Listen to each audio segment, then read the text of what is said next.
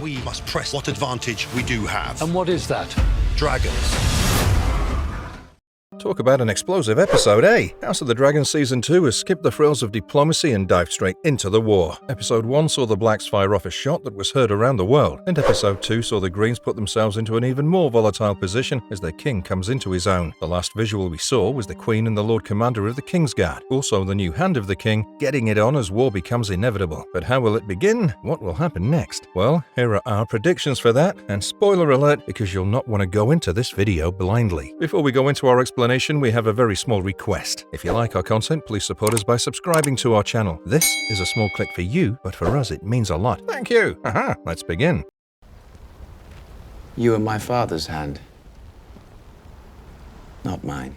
The Greens' deployment. With Otto Hightower out of the picture, war's coming to Westeros sooner rather than later. The preview for Episode 3 opened with an army marching out of King's Landing, and that's exactly what's gonna happen. King Aegon II is tired of sitting around and doing nothing. He wants to take action, and to that end, he's named the most belligerent man in his household, Criston Cole, the Hand of the King. Cole's the man that earned his spurs in the volatile Dornish marches. War was all he'd known as a resident of the bloodiest border region of Westeros, until he came to King's Landing and was appointed to the Kingsguard. Now that he's Hand, Criston will want to do what he does best, and that's striking down his enemies. He'll begin with the heads of all the lords and ladies that don't bend the knee, and alongside Daemon, who will be joining Aegon's small council, he'll advise the king to go on the offensive. In the preview, we saw Aegon dressed in his battle armor drinking some wine, probably in preparation for his first true battle. His brother Aemond would probably be a different story, considering he's been preparing for this day clandestinely with Cole for a while now. The Green Army will follow the path that those two were discussing in Episode 1, heading to Rosby and Stokesworth to ensure their loyalty while adding their levies to their own forces. They'll then arrive at Duskendale, which is the second largest port in the Crown Lands. House Darklyn, the overlords of Duskendale, have declared for the Blacks, which is why Criston's army will sack the city and take one of Rhaenyra's key territories away from her. Rook's Rest might not occur in the next episode, considering there's much ground that needs to be covered before that. But either way, the Greens will definitely be on the move soon enough, and that's a decision they'll end up regretting, though initially it'll work out in their favor. If dragons begin fighting dragons, we invite our own destruction. The Blacks are shaken. In the meantime, the Blacks will have further need to solidifying their defenses, because the Queen was nearly killed in her own bedchamber. Arik Cargo's suicide mission would have been a success had Mysaria not been on Dragonstone, but because it failed, Rhaenyra must now accept that war is not an option, but a necessity. Her advisors are already urging her to use her dragons. Well, she does have a lot more of them on her side than Alicent does, but Rhaenyra, at least so far in the story, doesn't wish to become a queen of ashes and bones. She refuses to bring dragons into play, and Rhaenys also tells her the same. She is well aware of the savagery of a war between dragons, and she knows that once fighting begins in earnest, it won't matter what Rhaenyra or Aegon's purpose is. Blood and glory. Those are the only things that a soldier thinks of in battle, and when dragons fight dragons, the blood flows like a geyser. Rhaenyra will bury the twin Kingsguard side by side for their services and sacrifices, but it's not her we're keeping an eye on, it's Jace. See, many think that Daemon will be the one to instigate the sowing of the dragon seeds, but in Fire and Blood, that's done by Jace. And considering he's been getting sidelined and treated like a child by his mother, he might just speak up in council and let his intentions be known to all the lords gathered. We do see a close-up of Jace in the Episode 3 preview for a brief moment, where it looks like he's having a hard time caring about the Cargill twins' funeral, and it makes sense. One of them tried to kill his mother, on the word of the family that's already killed his brother. As different as Aegon and Jacaerys are, their tempers are what makes them blood relatives, and if the show decides to remain faithful to the books on this, then Jace's character will become a lot more interesting. Having said all this, despite what course Rhaenyra chooses to take, war has already broken out on mainland Westeros, and Episode 3 will be giving us a taste of it.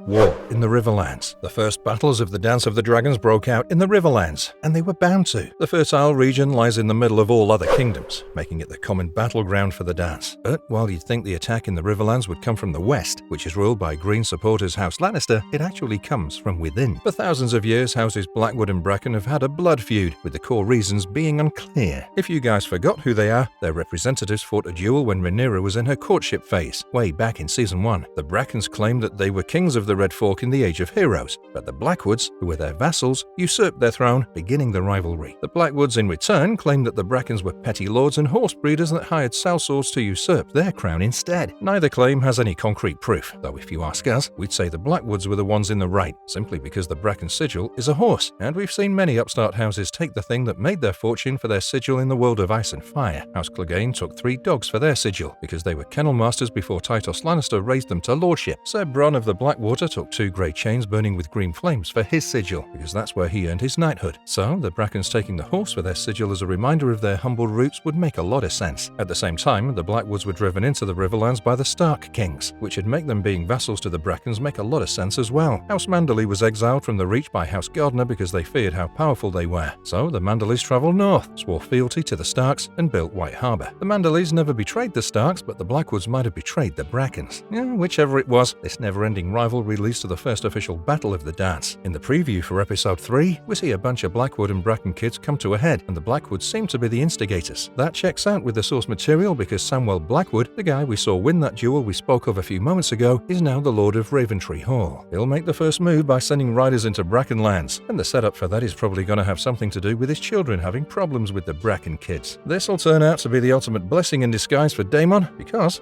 there has been no word from Prince Daemon.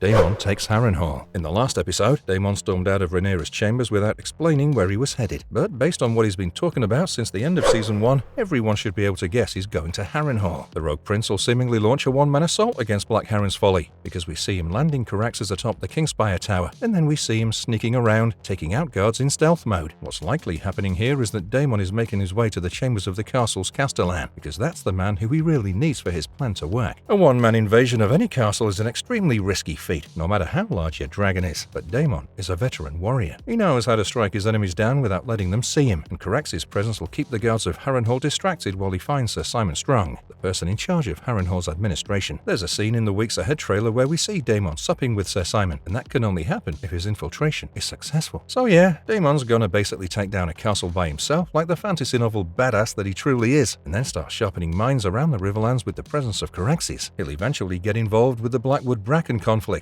and his actions will be crucial in swaying the Riverlands to Rhaenyra's side. This will throw another layer of complication into their already complex relationship, because by doing this, Daemon will have partially redeemed himself. But will that be enough? We'll have to wait and watch. Rhaenyra's departure and Joffrey's involvement. The brief clip of 3 dragon eggs being placed inside of an incubation box has been shown across multiple trailers without context to make fans wonder what the hell is up with them. Well, the episode 3 preview showed us a split-second shot of Rhaenyra and her children staring at the box, especially Rhaena, because these eggs are going with her to the Vale. You'll recall that in episode 1, Jace informed his mother that Lady Jane Arryn was willing to support her claim if she'd send a dragon to protect the Vale. Rhaenyra decides to send Rhaena to the Eyrie, and if you're paying any attention to the series, you'll immediately notice the problem with that. Rhaenyra's biggest character arc so far is the fact that she isn't a dragon rider yet. It's the reason Daemon never paid her as much attention as he did Baelor, and also why she wasn't even considered to be a part of the war effort. In Fire and Blood, Rhaenyra also sent her son Joffrey to the Vale, which technically fulfilled her oath to Lady Jane since Joff was bonded to the dragon Tyraxes and was 13 at the time of the dance in the books. He's half that age in the show, and although he's bonded with Tyraxes, there's no telling if Rhaenyra will send him with Rhaena. Considering what happened to Luke, it's more likely that she'll send Rhaena by herself, which could end up causing further strife within her own ranks. In the books, though, Joff was sent to the Vale to protect him from the war. Considering he wanted to avenge Lucerys and fight atop Tyraxes who wasn't even fighting size, it was the right call to make. Plus, the technicality of having a dragon at the Vale satisfied the terms Jacaerys negotiated. Lady Jane Arryn isn't likely to take kindly to the fact that Princess Rhaena has arrived dragonless. Should the showrunners decide to keep Joff at Dragonstone, which is a real possibility considering he's 6 in House of the Dragon, and she'll definitely not have forgotten the outrages that Rhaena's father caused during his time in her dominion. Still, the Vale will have its own interesting little arc with Rhaena at its center, and that's not counting the rumors that she'll be tracking Sheepstealer through the Mountains of the Moon. Where Baelor was born to fight, Rhaena was born for court, and that's going to become evident when we see her scenes in the Vale. In a way, her presence will contribute more to keeping the East on Rhaenyra's side more than any dragon could, especially if that dragon was Caraxes.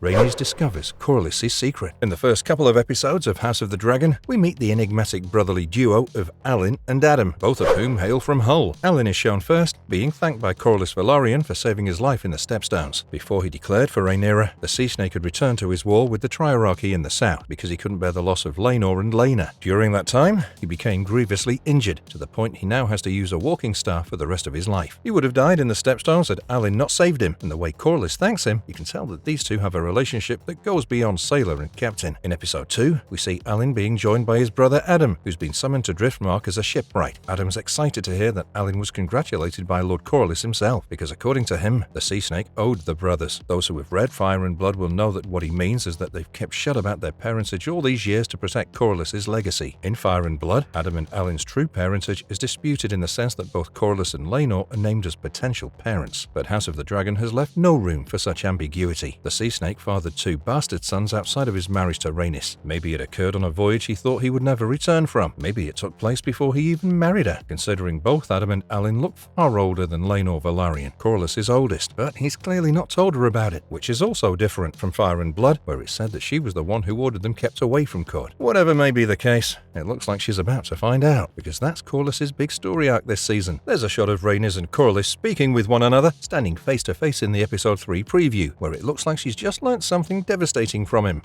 We think that'll be the moment Corlys reveals Adam and Alan's existence to her, as well as his intention to have them legitimized by Rhaenyra. Corlys is the definition of the man who has all the worldly possessions he can dream of, but he still feels empty because he's lost his children. Moreover, Luke was his heir to Driftmark, and he died in the Dragon's War. With him gone, and Joffrey being too young and under threat of assassination at all times, it's only natural that Corlys feels like he needs new heirs that can handle themselves should their lives be threatened. To be honest with you guys, it's Rhaenys' reaction that we're waiting to see, because she has a key role to play this season, and we're wondering whether Corlys' treachery will end up influencing that. But more than that, we can't wait to see how House of the Dragon adopts Adam and Alan's stories, because barring the sea snake, those two end up becoming the last notable Velaryons in the world.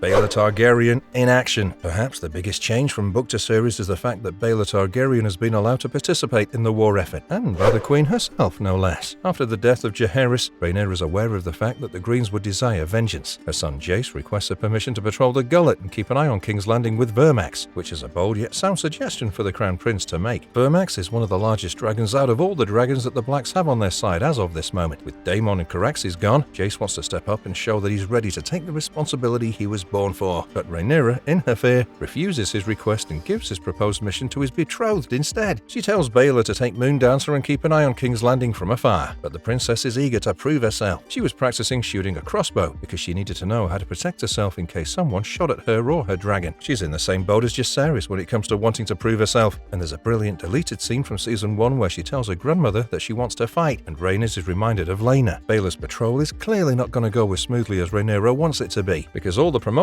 material shows us angrily directing a dragon's fire at someone. Many believe that this is Sir Criston Cole's group who will be preparing to attack Rook's Rest in the next episode. We likely won't see the battle itself, considering everything we said about Duskendale earlier in the video, but setting it up isn't entirely out of the realm of possibility. If that's the case, Baelor's patrol will take her north of Dragonstone, and she'll encounter Cole's group outside of the bogs and swampy forests of Cracklaw Point. Fire and Blood describes the battle at Rook's Rest as the Kingmaker's Trap, so if Baelor's going to be involved in it, she's likely being drawn away from the castle so Criston can spring his trap. However, Rook's Rest lies in the opposite direction to King's Landing, and Rhaenyra's instructions to Baelor are clear: scout the capital and nothing more. There's a possibility, however slim it might be, that Baelor is descending upon targets in the Kingswood. The Kingswood lies just south of King's Landing, and if she scouts the city long enough, the Greens are bound to make her. Eventually, if not immediately. If they want to be discreet about their movements and take their enemies by surprise, well, they'd have to draw their scout away from the capital when their armies are moving out. So it's likely that Criston uses the Kingsguard as a distraction to get Baelor away from the city long enough for Aegon and Aemon to move out. Once that happens, they can ride back to the city hard and join up with the rest. For Baelor had zeal, but intelligence as well. If she sees the Lord Commander leaving the capital, she's smart enough to try and make the best of the opportunity. But if he rides back to the safety of King's Landing, she's wise enough to not engage any further, considering the destruction of the city is exactly what Rhaenyra wants to avoid. Either way, it's going to be very interesting to see how Baelor's mission unfolds, because it'll serve as a prelude to her biggest contribution to the war, neutralizing Aegon and his dragon. How she does that is a story for another time, though. So for now, all we'll say is keep your eyes on Daemon's firstborn daughter, because as much as she is Laena reborn, she's a lot like her dad as well. Marvelous verdicts. And that's it for our predictions for episode 3. Let us know what you guys think about them down in the comments below. Oh, and do give us a like if you enjoyed the video. Share it with your fellow Throneheads. And don't forget to subscribe to get the best Hot D content directly in your feed. We'll see you guys again in the next one. So until then, keep your helms strapped on tight, because war is coming. And if you liked our content, don't forget to leave a like and subscribe to us if you haven't already. Have a good one, and be safe. Thanks everyone.